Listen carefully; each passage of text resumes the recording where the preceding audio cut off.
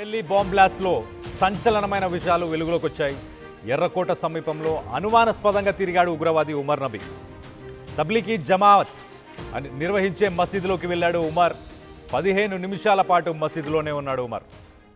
CC కెమెరాలో record అయిన దృశ్యాలను మనం చూడొచ్చు. చాలా క్లియర్గా కనిపిస్తుంది. అదే ఉమర్. తను బాంబ్ బ్లాస్ట్కి పాల్పడబోయే ముందు అక్కడ ఉత్తరప్రదేశ్ నుంచి పారిపోయి 10 మంది ఉగ్రవాదుల్లో ఒక్కడు మాత్రమే పారిపోయాడు. తనతో పాటు I-20 కార్లో పారిపోయి ఢిల్లీకి వచ్చి రెడ్ ఫోర్ట్ పరిసర ప్రాంతాల్లో చాలాసేపు తిరిగాడు. 15 నిమిషాల పాటు ఈ మసీదులోనే ఉన్నాడు ఉమర్. ఈ మసీదులో ఉన్న తర్వాత అక్కడి నుంచి ఎర్రకోట సమీపంలో ఉన్న ఏరియాస్ అన్నీ రెక్కి చేసినట్టు తెలుస్తుంది. ఉగ్ర దాడికి ముందు ఎర్రకోట సమీపంలో ఉమర్ నబీ రెక్కి నిర్వహించాడు. ఒక రకంగా ఆయన కదలికలన్నీ ప్రస్తుతానికి సీసీటీవీ కెమెరాలో రికార్డ్ అయినాయన్ని విజువల్స్ ఇప్పుడు మనకు అందుతున్నాయి.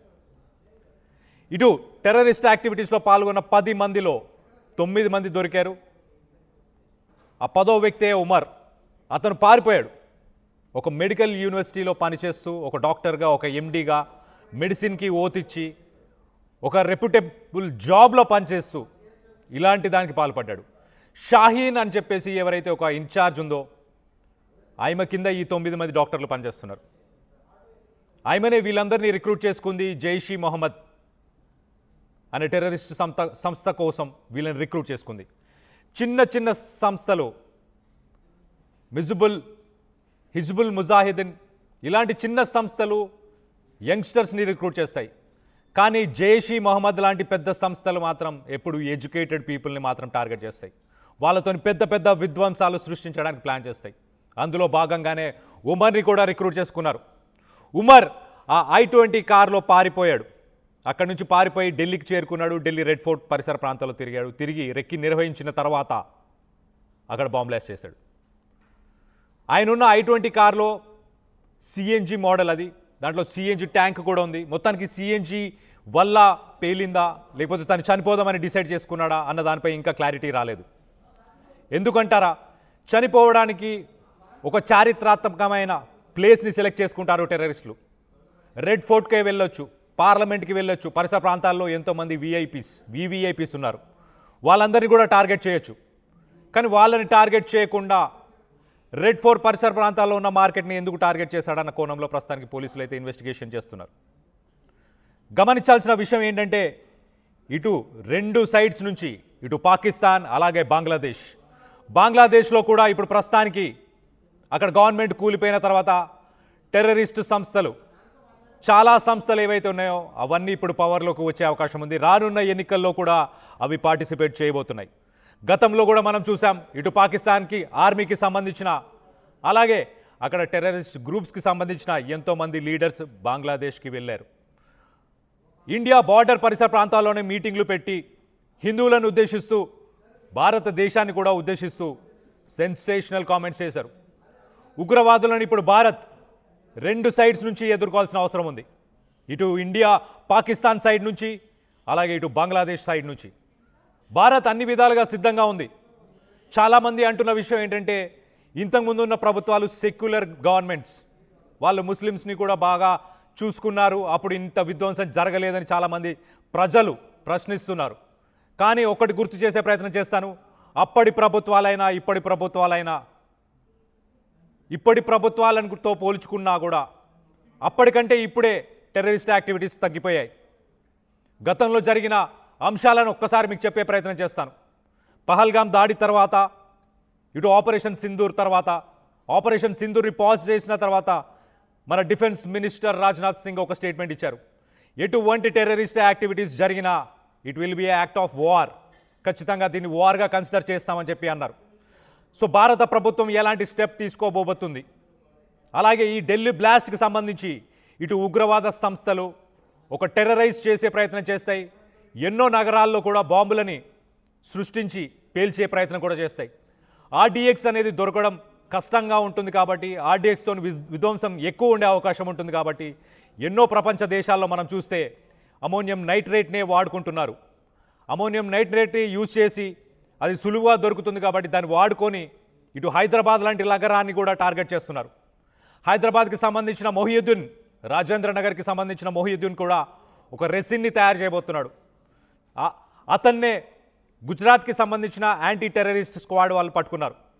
సో మొత్తం మీద ఆ రెజిన్ వల్ల జరిగే విధ్వంసం ఏంటంటే దాంట్లో కొన్ని కెమికల్స్తోని దాని ఒక పాయిజన్ లాగా తయారు చేసి ఆహారంలో కనుక పెట్టి దాన్ని ప్రజలు తినేలాగా చేస్తే కనుక ఒక్కసారిగా ఒకటేసారి ఎంతోమంది చనిపోయే ప్రమాదం ఉంది.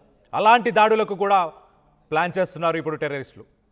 బయో వెపన్స్ అని చెప్పుకోవచ్చు వీటిని, బయోలాజికల్ వెపన్స్, బయోటెక్నాలజికల్ వెపన్స్గా వీటిని పరిగణించవచ్చు. సో మొత్తం మీద ఢిల్లీ బాంబ్ బ్లాస్ట్ వాళ్ళ స్కెచ్ మరి మిగతా రాష్ట్రాలు మిగతా సిటీస్పై ప్లాన్ చేసే అవకాశం ఉంది. సో దీనికి సంబంధించి ఒక్కసారి మా ప్రతినిధి ఢిల్లీ నుంచి నవీన్ ఉన్నాడు. నవీన్తో కూడా మాట్లాడి లేటెస్ట్ అప్డేట్స్ కూడా తెలుసుకునే ప్రయత్నం చేద్దాం. నవీన్ చెప్పండి, ఈ పారిపోయి వచ్చిన టెర్రరిస్ట్ నబీ ఆయన ఈ మస్జిద్లో ఏం చేశాడు? ఆ 15 నిమిషాల పాటు తను బాంబ్ బ్లాస్ట్ చేద్దామని ప్లాన్ చేశాడా? ఎవరినైనా కలిశాడా? లేటెస్ట్ అప్డేట్ ఏంటి? రైట్, ఇన్వెస్టిగేషన్ లో ఇస్తుపోయే నిజాలు కూడా వెలుగులోకి వస్తున్నాయి. మనకున్నటువంటి సమాచారం ప్రకారం మొత్తం 32 కార్లు 32 ప్రాంతాల్లో ఈ యొక్క బ్లాస్ట్ ని కూడా చేపట్టాలని చెప్పేసి కూడా వీరు నిర్ణయం కూడా తీసుకున్నట్టు కూడా తెలుస్తుంది. ప్రస్తుతానికి ఇంట్రాగేషన్ అనేది ఇంకా కొనసాగుతూనే ఉంది. అయితే కొద్దిసేపటి క్రితమే ఆల్ఫా కాలేజ్ లో మాత్రం ఒక బ్రెజా కార్ ని కూడా పోలీసులు వాటిని తీసుకోవడం జరిగింది. ప్రస్తుతం ఆ బ్రెజా కార్ లో ఆ పేరు ఎవరి పేరునే ఉందనే అంశాలపై కూడా ఇటు ఆ ఢిల్లీ పోలీసులతో పాటు ఉన్నటువంటి ఇన్వెస్టిగేషన్ టీమ్స్ కూడా ప్రస్తుతానికి సెర్చ్ ఆపరేషన్స్ కూడా చేపడుతున్నటువంటి పరిస్థితి జరుగుతుంది. అయితే బ్రెజా కార్ అనేది షాహీన్ పేరు మీద ఉన్నట్టు కూడా తెలుస్తుంది. ఎందుకంటే మొన్న రీసెంట్ గా షాహీన్ కూడా ఫరీదాబాద్ లో పోలీసులు అదుపులో కూడా తీసుకోవడం జరిగింది. ఆ బ్రెజా కార్ ఆ ఫైన్ పేరు మీద ఉన్నట్టు కూడా మనకి సమాచారం అవుతుంది. దానికి సంబంధించిన పూర్తి స్థాయిలో దానికి సమాచారం కూడా సేకరిస్తున్నటువంటి పరిస్థితి జరిగింది. అయితే ఉమర్ సంబంధించినటువంటి వ్యక్తి దాదాపు ఢిల్లీ చుట్టుపక్కల ప్రాంతాల్లో అనేక ప్రాంతాల్లో వారు రెక్కి కూడా నిర్వహించడం జరిగింది. మొదటగా ఆ కన్నాట్ ప్లేస్ అంటే ఢిల్లీ హబ్ గా ఉన్నటువంటి కన్నాట్ ప్లేస్ లో మొదటగా వారు రెక్కి నిర్వహించారు. అక్కడి నుంచి నేరుగా మయూర్ విహార్ కూడా వెళ్ళినట్టు కూడా సీసీ ఫుటేజ్ ఆధారంగా కూడా పోలీసులు సమాచారం కూడా సేకరించడం జరుగుతుంది. దాని తర్వాత అక్కడి నుంచి ఎర్రకోట కూడా అటు ఉమర్ వెళ్ళినట్టు కూడా ఈ సీసీ కెమెరా ద్వారా కూడా మనకి స్పష్టంగా అర్థమవుతుంది. అయితే ఆ ఎర్రకోట దగ్గర ఉన్నటువంటి ఒక మస్జిద్ లో దాదాపు 15 నిమిషాల పాటు ఆ ప్రేయర్ కూడా చేయడం జరిగింది. దాని తర్వాత వెంటనే కార్ లో దాదాపు అర్ధగంట పాటు కూర్చున్న తర్వాతనే సరిగా సాయంత్రం 6:50 ప్రాంతంలోనే ఆ కార్ ని మూవ్మెంట్ కూడా చేసుకుంటూ ఆ రెడ్ ఫోర్ట్ దగ్గరికి వచ్చారని చెప్పేసి కూడా ఇన్వెస్టిగేషన్ లో తేలినటువంటి పరిస్థితి నెలకొంది. అయితే ఉమర్ తో పాటు మిగతా 9 మంది ఉన్నారు. వారిని ఇప్పటికే పోలీసులు అదుపులో కూడా తీసుకొని ఇన్వెస్టిగేషన్ కూడా చేపట్టడం జరుగుతుంది. వీరు ఎక్కడెక్కడ ఈ బ్లాస్ట్ లకి ప్లాన్ చేయడం జరిగింది, ఎందుకు ఈ విధంగా చేపడుతున్నారనే అంశాలపై కూడా పోలీసులు పూర్తి స్థాయిలో కూడా సమాచారం సేకరిస్తున్నటువంటి ఆ పరిస్థితి నెలకొంది. ప్రస్తుతానికి షాహీన్ తో పాటు మరో 3 కీలకమైనటువంటి వ్యక్తులు ఉన్నారు. కాబట్టి వీరు ఈ అమోనియం నైట్రేట్ ఎక్కడి నుంచి తీసుకొచ్చారు, వీరికి ఫండింగ్ ఎవరు చేశారు, ఎక్కడి నుంచి డబ్బులు వచ్చాయి, వీరికి కెమికల్స్ ఎవరు ఇచ్చారనే కోణంలో కూడా పోలీసులు పూర్తి స్థాయిలో దర్యాప్తు కూడా చేపడుతున్నటువంటి పరిస్థితి ఉంది. కాబట్టి మొత్తానికి ఈ బ్లాస్ట్ సంబంధించినటువంటి విషయాలు మాత్రం అనేక ప్రాంతాల్లో ఢిల్లీ అని కాకుండా ఢిల్లీ చుట్టుపక్కల ఉన్నటువంటి మెయిన్ ప్లేసెస్ లో కూడా ఎక్కువగా బ్లాస్ట్ చేపట్టాలని చెప్పేసి కూడా వీరు పక్క స్కెచ్ కూడా వేయడం జరిగింది. ఆలోపే జమ్మూ కాశ్మీర్ పోలీసులు ఇచ్చినటువంటి సమాచారంతో గుజరాత్ ఏటీఎస్ తో పాటు ఢిల్లీ పోలీసులు జాయింట్ ఆపరేషన్ చేశారు. ఆ జాయింట్ ఆపరేషన్ లో ఇందులో ఉన్నటువంటి కీలకమైనటువంటి వ్యక్తిని కూడా పోలీసులు అదుపులో తీసుకోవడం జరిగింది. దాని తర్వాత ఫరీదాబాద్ నుంచి ఉమర్ నబీ నేరుగా ఢిల్లీలోకి ఎంట్రీ కావడం జరిగింది. ఢిల్లీలో ఎంట్రీ అనేక ప్రాంతాల్లో రెక్కి నిర్వహించారు. ఆ సమయంలోనే ఈ యొక్క బ్లాస్ట్ అనేది కూడా జరిగిందని చెప్పేసి కూడా ప్రస్తుతానికి ఎన్ఐఏ సంబంధించిన టీమ్స్ కూడా ఈ యొక్క ఇంట్రాగేషన్ లో కూడా అనేక కోణాల్లో కూడా ఇంట్రాగేషన్ చేస్తున్నారు. అనేక సమాచారం కూడా సేకరించినటువంటి పరిస్థితి నెలకొంది. కాబట్టి వీరందరూ కూడా డిసెంబర్ 6వ తారీఖున టార్గెట్ చేశారు. ఆ రోజు బాబ్రీ మసీద్ సంబంధించిన యానివర్సరీ ఉంది కాబట్టి ఆ రోజు పెద్ద ఎత్తున పేలులు కూడా చేపట్టాలని చెప్పేసి కూడా పక్క ప్లాన్ తోటి కూడా వీరు వ్యూహాలు కూడా రచించినట్టు కూడా ఇన్వెస్టిగేషన్ కూడా తెలియదు. జైషే మొహమ్మద్ సంబంధించినటువంటి ఆ పెద్దలు వీటి వెనకాల ఉన్నారని చెప్పేసి కూడా ప్రస్తుతానికి పోలీసుల ఇన్వెస్టిగేషన్ లో కూడా ఈ యొక్క కొంత ఊపి కూడా లాగుతున్నటువంటి పరిస్థితి నెలకొంది. Right Naveen, thanks for the latest update. మొత్తం మీద ఎర్రకోట సమయంలో అనుమానాస్పదంగా ఉమర్ నబీ చాలాసేపు రెక్కి నిర్వహించాడు. తను పారిపోయి వచ్చిన తర్వాత ఒక ప్రాపర్ లొకేషన్ని చూసుకొని అక్కడ బాంబు పేల్చాలనుకున్నాడు. ఆ గ్యాప్లోనే అతను ఈ మస్జిద్కి వెళ్ళాడు. మనం ఆ విజువల్లో చూడొచ్చు. ఆ మస్జిద్కి వెళ్ళి ఆ మస్జిద్లో ఒక 15 నిమిషాలు ఉండి ఆలోచించుకున్నాడా, మరి జైషీ మొహమ్మద్కి సంబంధించిన నాయకులతో మాట్లాడా?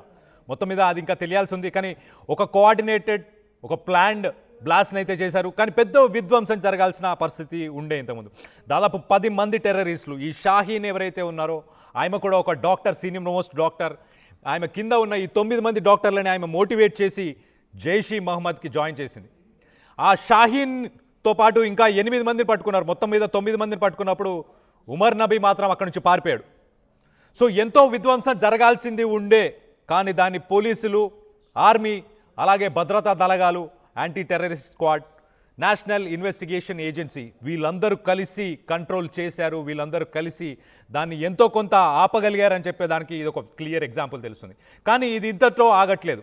దాదాపు 2 సంవత్సరాల నుంచి ఈ టెర్రరిస్టులు అందరూ చాలా క్లియర్గా టార్గెట్ మిషన్ పెట్టుకొని ఈ బాంబ్ బ్లాస్ట్లని ప్లాన్ చేస్తున్నట్టు తెలుస్తుంది. వీళ్ళు 2 సంవత్సరాల నుంచి ప్లాన్ చేస్తున్నారు అని అంటే వీళ్ళతో పాటు ఫ్రెండ్స్, ఫ్యామిలీ, ఎంతోమంది సన్నిహితులు కూడా ఉండే ఉంటారు. వీళ్ళకు సపోర్ట్ చేసిన వాళ్ళు, వీళ్ళకి ఫైనాన్షియల్గా డబ్బులు ఇచ్చిన వాళ్ళు కావచ్చు, అలాగే మానసికంగా కూడా సపోర్ట్ చేసిన వాళ్ళు కావచ్చు. ఎట్లయితే ఏంటి, మొత్తం మీద ఈ టెర్రరిస్ట్ యాక్టివిటీసు, ఈ బాంబ్ బ్లాస్ట్లలో పాల్గొన్న వ్యక్తులందరూ కూడా భారతదేశ భూభాగంలో ఉన్న వాళ్ళే, ఇక్కడ పుట్టి పెరిగిన వాళ్ళే. ఇంటి దొంగని ఈశ్వరుడు కూడా పట్టుకోలేడు అన్నదానికి ఇది ఒక నిదర్శనం అనుకోవచ్చు. ఇక్కడ ఈ టెర్రరిస్ట్ గ్రూప్స్ అన్నిటినీ రాడికలైజ్ చేసిన వాళ్ళని మనం ఆపాలి. ఎంతోమంది గతంలో మనం చూస్తే కనుక ఇప్పుడు భారత బలగాలు, ఇండియన్ ఆర్మీ, పోలీస్ ఫోర్సెస్ కావచ్చు, టెక్నాలజీ పరంగా చాలా అడ్వాన్స్ అయ్యారు.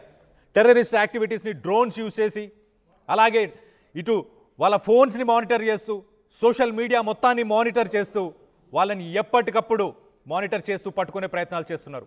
మనం చూస్తే కనుక లాస్ట్ ఇయర్ దాదాపు 82 మందిని పట్టుకున్నారు. ఆ ముందు సంవత్సరం 80 మందిని పట్టుకున్నారు.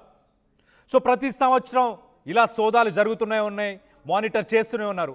కానీ ఇనిషియల్ లెవెల్లో, అంటే రాడికలైజ్ చేసే లెవెల్లో, అంటే ఒకరిని మోటివేట్ చేయడానికి ఒక మసీద్ కావచ్చు, ఒక సోషల్ మీడియా ప్లాట్ఫామ్ కావచ్చు, ఒక వాట్సాప్ గ్రూప్ కావచ్చు, ఒక ఫేస్బుక్లో ఒక పేజ్ కావచ్చు, ఎక్కడైనా వీళ్ళని మోటివేట్ చేస్తున్నారు. గుజరాత్లో పట్టుకున్న 3 టెర్రరిస్టులు, దాంట్లో మొహియుద్దీన్, మన హైదరాబాద్ రాజేంద్ర నగర్కి సంబంధించిన వ్యక్తి మొహియుద్దీన్.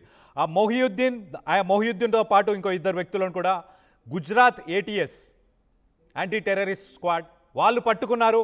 వీళ్ళు ఏదైతే ఒక ఆయిల్, ఒక బయోకెమికల్, ఒక బయో వెపన్ని తయారు చేస్తున్న సమయంలో వీళ్ళని పట్టుకున్నారు.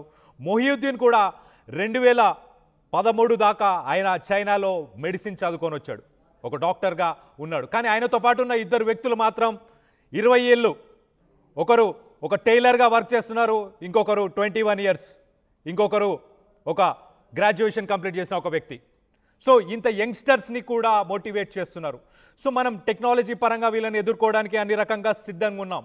భారతదేశం, భారత ప్రభుత్వం, పోలీసులు కావచ్చు, నేవీ కావచ్చు, ఎయిర్ ఫోర్స్ కావచ్చు, నేషనల్ ఇన్వెస్టిగేషన్ ఏజెన్సీ, వీళ్ళందరూ కూడా అన్ని రకాలుగా సిద్ధంగా ఉన్నారు, అన్ని రకాలుగా వర్క్ చేస్తూనే ఉన్నారు.